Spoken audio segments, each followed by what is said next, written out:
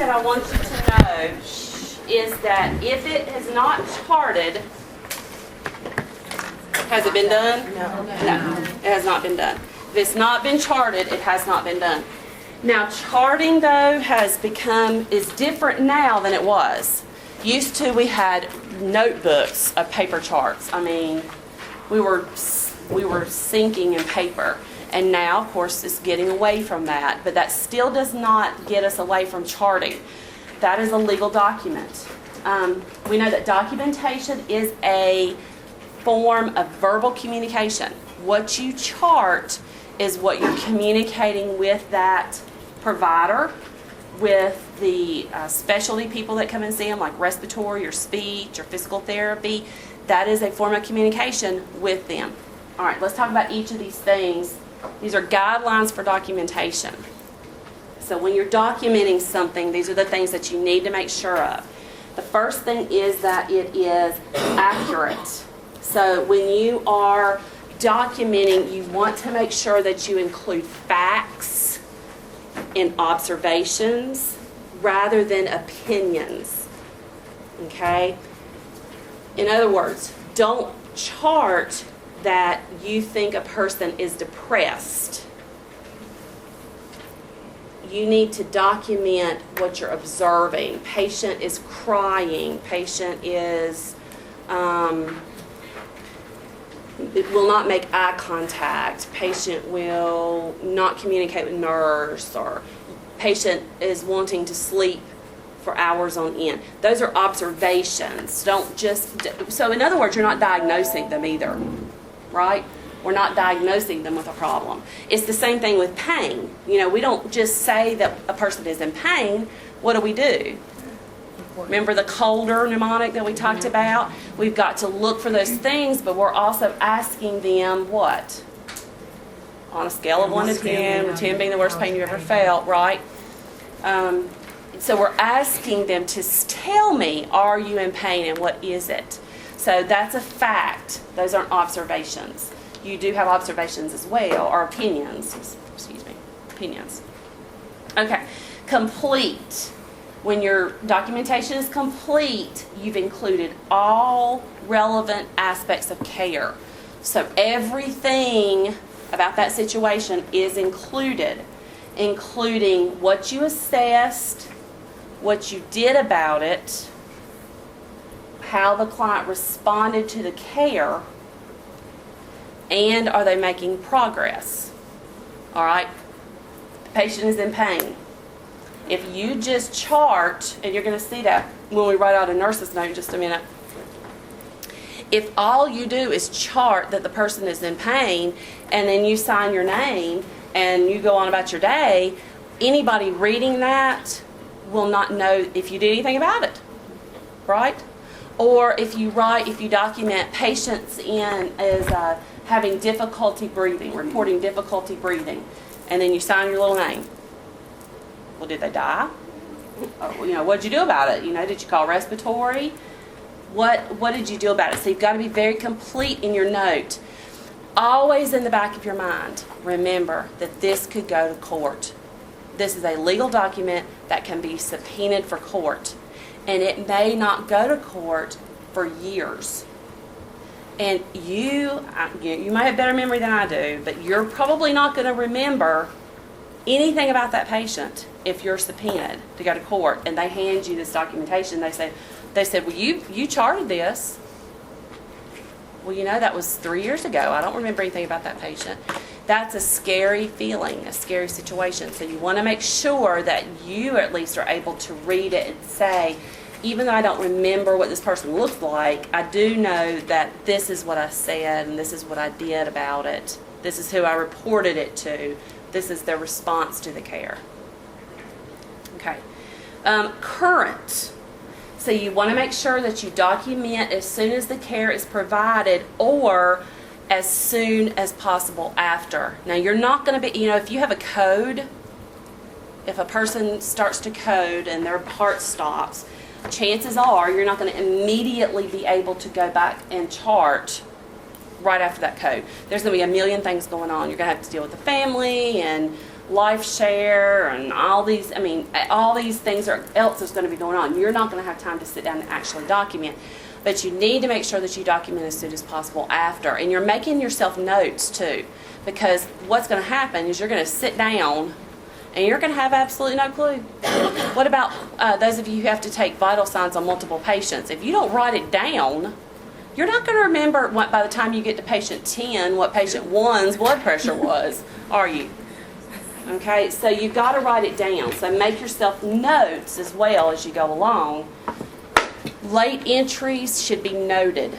You know, if you're not documenting, say the code happened at 8, but you can't document until 10 because you've been dealing with all this other stuff, you know, the funeral home, life share, and family, and all this other stuff, and you don't actually get to sit down to document about it, you need to say on the note, late entry, okay? Because that way, because if it went to court, they could see that the code happened at 8, but you didn't document anything about it until 10 o'clock. Well, they could say, well, you weren't even present, or you didn't even care enough to sit down and document it. But if it says late entry, then you'll know, or they can determine that you just didn't have the opportunity at that point to sit down.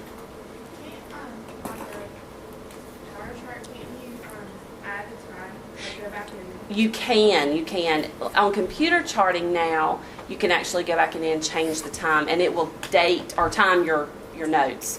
So you can. That's the good thing about computer charting. But if it's a downtime form and you're writing it out, you do have to write late entry. Yeah. Okay, organized. So you want to provide a logical flow of ideas. Those of you who are ADD might have trouble with this. But you want to make sure that it's as logical as possible and sequenced. Okay, this happened, so I did this, and then this happened, so I did this, and this happened, so I did this. Try to make sure that it's sequenced. So that, again, if anybody else was reading it that had absolutely no clue who your patient was, they would be able to follow it. Does that make sense? And if you're ever in doubt, ask somebody to read it. You know, that's not hard to do, right?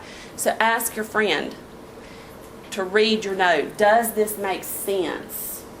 We did that yesterday. One of my coworkers had a toddler to fall, and we were documenting that he tripped and fell and hit his head and all this stuff. And so she wanted me to read her note to make sure that it made sense to somebody else that was reading it. So, we do that all the time. Okay, that it's appropriate. We're only including information that relates to their current healthcare status. We're not adding in anything that's not relevant. Okay? And that's also going to go for reporting. When you report off to somebody, the last shift is tired. They're ready to go home. Right? They're ready to go home. So they don't want to hear all about this patient's life history. They got divorced, and you remember so-and-so from down the street, and they divorced him, and did you know that he was into drugs? And I heard the other day that there was a meth bust on that street. They don't care about that. They want to know about the patient's status at that time and what you've got to do about it. Now, if that personal information is relevant to what's going on, for example, when we have kids in, there are times that we have to bring up family situations because they may not can come in. If it's a divorce situation, and the dad or the mom cannot come in and see that patient, but there's a custody issue, we have to know that, and we have to relay that information on.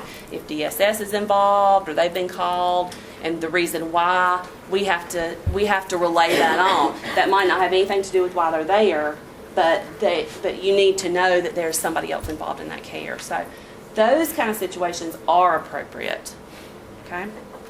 All right, and then the last one is agency policies. And every hospital that you go to is going to have a different policy. And unfortunately, there's not really another way to prevent that. If I just send one group of students to Novant facilities, but you get hired by CMC, you're going to have no clue what to do. Now, you still may not remember all the fine details when you're hired, but you're going to at least have been exposed to it and exposed to that type of situation. So we try to make sure that you're in different facilities. So that's the same thing. When you're hired, you have to know what that agency policy is. And they're going to send you through a big, long orientation, too, on what to do. Okay? Any questions about when you're talking about guidelines for documentation? Do they make sense? They're pretty self-explanatory, aren't they? I mean, you really want to make sure that you're clear when you're writing or documenting. Okay, pitfalls. These are some of the things that have happened, that have gotten people in trouble. Writing illegibly, and we know that physicians write horribly. I think that's something they are taught in school. That's one of the reasons, though, that we went to computer electronic documentation, because of the fact that some people's handwriting is not the best. Some of you in here may not have great handwriting. So we went to computer documentation in the facilities so that things were clear, so that things were not missed. If it's a chicken scratch, a milligram and a microgram maybe not, you can't tell the difference. So that can make a big difference, though, when you're giving medicines. So making sure that you write legibly. When we are documenting, and you're going to see this in just a minute, if you're having to hand write a note, say it's downtime and you have to actually write out a note, you never want to leave a blank line. You always want to draw a line through the blank line and sign your name. That same thing goes to the old order sheets. We used to have order sheets where they would have 3 sections. If there were orders in the first section and the second section, but the last section it was blank, and then a physician started their orders on the next page, you always draw an X through it. Because if you have a blank space, blank lines in your nurse's notes, or blank space in a doctor's order, what does that allow for? Somebody to come in and add something to your note. And that's bad. Okay? Another thing is altering somebody else's notes. Okay? Don't say, well, I know that they didn't really do this on the last shift, so I'm going to go in there and fix it. That's not what they told me, so I'm going to go in there and fix it. You never alter somebody else's notes. That's illegal. Backdating records. Something really bad. And another thing, not just backdating, but forward dating. It drives me insane. We have, on our doors in our rooms, we have hourly rounding sheets. And I have actually had this to happen before when I was at Rowan years and years ago. People would come in on those hourly rounding sheets, and it would be 8 o'clock, and they would have initialed all the way up to 10, and then that patient codes at 9. But at 10 o'clock, you said you were in there and everything was fine. No. So you see where that can get you in trouble? So you never want to, I don't even do it 15 minutes ahead of time, because a lot can happen in 15 minutes. So, don't back time things, don't move things back unless you write late entry, and don't forward sign things, because you're going to get yourself in major trouble one day. It's going to come to haunt you. Correcting errors incorrectly. And we're going to have to actually find out I don't know what Novant is doing now about that. If you make an error, though, you draw a single line through it. Maybe you wrote it on the wrong chart. Whatever you wrote it on the wrong chart. You draw a single line through it, and then you put your initials. Used to, we would write up at the top, error. But what does that say to the legal system? Incompetence, that you messed up. And are you competent enough to be a witness? Or they're going to bring it up and they're going to say, well, this person makes errors, they're not believable. My client really wasn't, or really was harmed, because this is an incompetent nurse. So they stopped that. Then it went to mistaken entry. Again, that's not really that much better, is it? So the last I heard, we weren't doing anything. We were just drawing a single line through it and putting our initials. We weren't writing anything above it. It's hard thinking like a lawyer. You have to try to think ahead. Inserting information between lines. If you've written your note and you've forgotten something, you don't go back and try to fill it in the blank space. Maybe you're a small writer and you didn't fill up the whole line on the space. Don't try to squeeze it in. You're going to have to write another note. You're going to have to write an addendum to that note, so you can write addendum. Don't document for somebody else. You're going to get yourself in trouble there too. Don't express opinions. Use measurable terms. Remember we talked about that when you're measuring something or looking at something or assessing something. You want to make sure that you say how big it is, how far they walked, how much they ate. You're measuring. Use measurable terms. And then the last one, of course, we just said, if it wasn't documented, it wasn't done. Okay, if you failed to document anything, it wasn't done. Okay. And I'm going to put these PowerPoints up for y'all, so. Okay. I'm going to move on. HIPAA. I may move on. Oh. Technology. Okay, HIPAA. What does HIPAA stand for? Do we know? Information Privacy Act. Health Information Privacy and Protection Act. Right, exactly. Health Information Privacy and Protection Act. Okay, Health Information Privacy and Protection Act. And of course, HIPAA is making sure that you protect someone's privacy. And you are going to see, everything can really become an issue. Make sure that you never are, we had an email come out the other day at the hospital that said that patients are complaining that the physician stands up at the desk talking to the nurse about their condition. Well, truly, they're right, aren't they? They really are right. Now, they're not gossiping or anything. They're talking, they want to know about how the patient's doing and what they should do about it. But truly, that's right. So you've really got to be careful. The old typical things about not talking about people in the elevators or at the lunchroom or wherever, or cafeteria. Making sure that you really are not breaking the law. When you go to clinical, you're going to be asked to gather a lot of information. And this has happened to us before as well. You're going to be asked to gather a lot of information in your clinical prep. You cannot take photocopies of the chart. You cannot take your phone, your smartphone with a camera on it, and take a picture of screens or take a picture of a chart because that's illegal. Okay? I had a student one time, this has been years ago, who we found out later, thank God we didn't find out before she graduated, we could take care of it, but that she was actually sitting down and voice recording the chart. She was reading the chart to herself in a tape recorder. You cannot do that either. So all this stuff is HIPAA, and they allow us to have access as students to these records with the understanding that we're going to maintain confidentiality. And that's a very big, big thing. Now, how do we maintain security for computers? Passwords. You're going to be assigned a password to be able to get into the computers. I know at CNC Northeast, I think Savant is getting there. When you want to make sure that you don't pass out your password, that you're not letting other people use your password.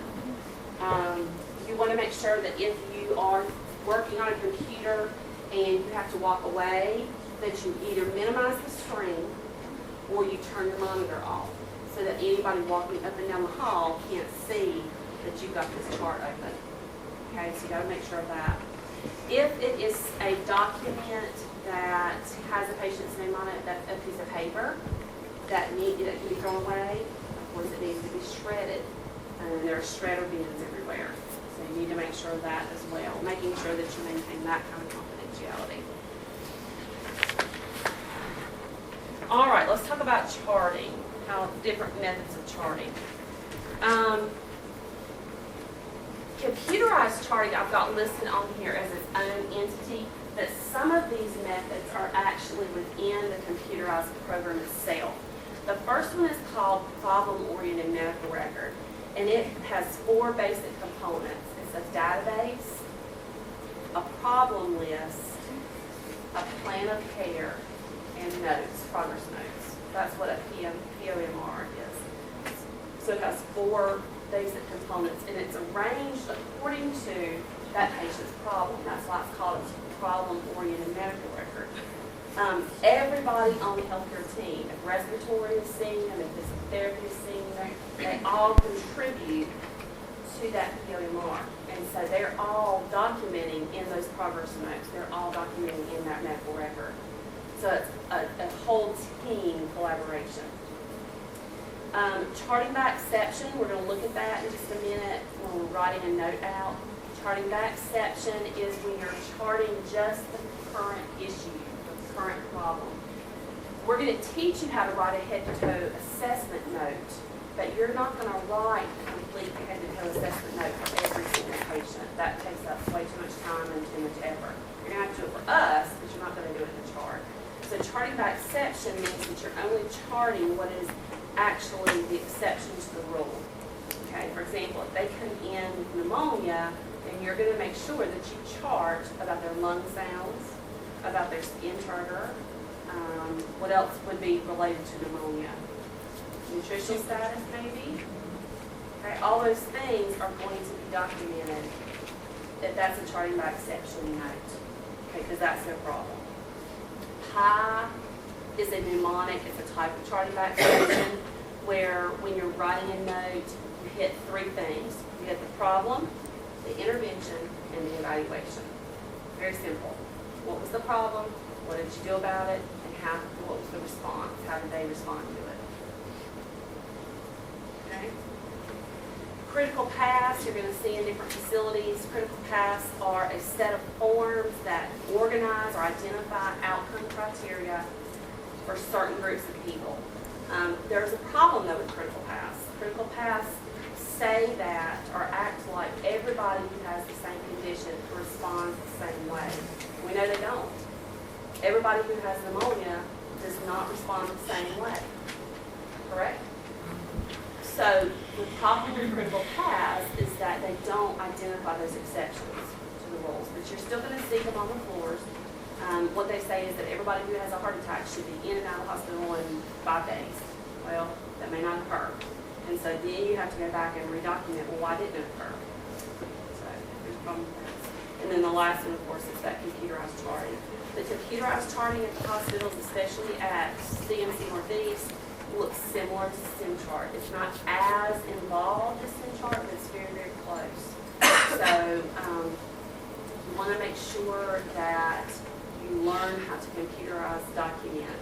It's a lot easier though because it's checking and clicking, pointing and clicking and checking and stuff like that. So you're not actually having to write out a lot of things and keep up with it. Okay. I mentioned this already about reporting. When you're reporting to people, you want to make sure that you're leaving out all that other detail that does not pertain to that patient. You know, their family history, unless it pertains to that patient, we don't need to know about it. Their life history, we don't need to know about it unless it pertains to that patient. And there's a lot of types of reporting. We do change of shift reports, so nurse to nurse or nurse to CNA. Telephone reports. If you're transferring a patient, you may be giving a report to another facility. Care plan conferences. There will be times when everybody that's taking care of that patient, all the different disciplines will get together. They're called interdisciplinary team meetings. Because the interdisciplinary team is all the people who are taking care of that patient. Physical therapist, the speech therapist, the respiratory therapist, the minister, whoever is involved in that patient's care comes to that meeting. And then, of course, rounds, if you're rounding with a physician, that's kind of a report as well. Any kind of significant changes would be reported, especially if they know that patient already. That's all you need to include. If you're reporting to a nurse that took care of that patient yesterday, do you need to go into all the detail about their history again? No, because you've already done it. So your report to that nurse should be very brief and concise. Since you left, this is what happened, this is what I did about it, this is how they responded, and move on. Okay? All right, there's a box in your book. We're not going to read it for detail, but this is just some guidelines for telephone verbal orders. One thing to really remember too is if you're ever taking a telephone order, and this, even with computer records now, we're still doing telephone stuff. When you're taking a telephone order, actually read it back to the doctor. Okay, you told me to give this medicine, this amount, this time. So that, because you may have misunderstood, or they may have said the wrong medicine. You know, sometimes if you're working a night shift, a late shift, they're not clear either. You're waking them up from a dead sleep. So they may tell you one medicine, they really meant another.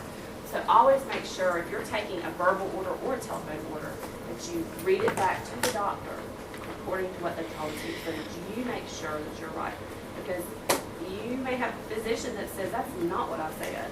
And you know that's what they said, but, and you wrote it down. But they're going to tell you, that's not what I said. Okay? So make sure, because you're covering yourself.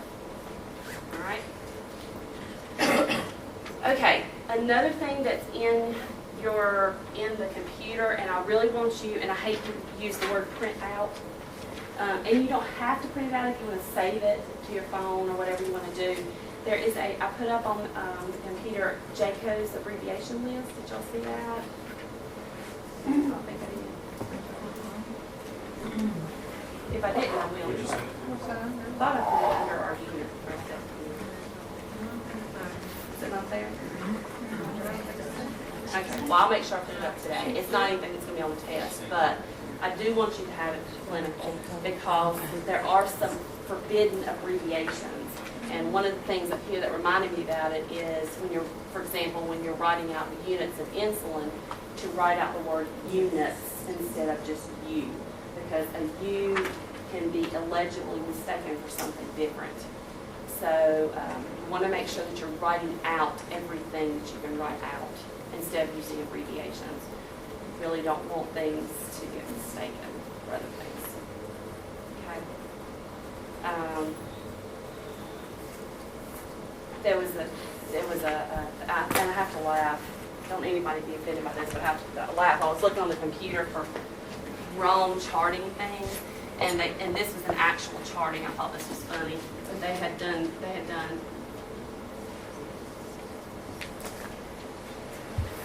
And what they meant was follow-up checkup. But if you don't know what those abbreviations mean, right? So you really have to be careful. Okay? You know, a lot of people might be offended by this. Okay? We know that means shortness of breath. But does everybody? Right? You know, so you got to be really, really careful when you're charting. Read back what you wrote and see if it looks offensive or if it can be taken any other way. Okay? All right. Need a bathroom break? But I'll do what I can real quick. I'm going to go ahead and hand these out. I don't want you to do anything to them yet. Just look at them.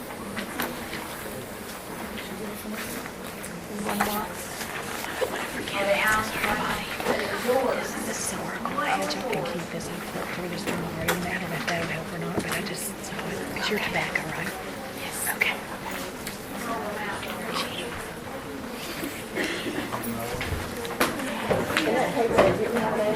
Cool.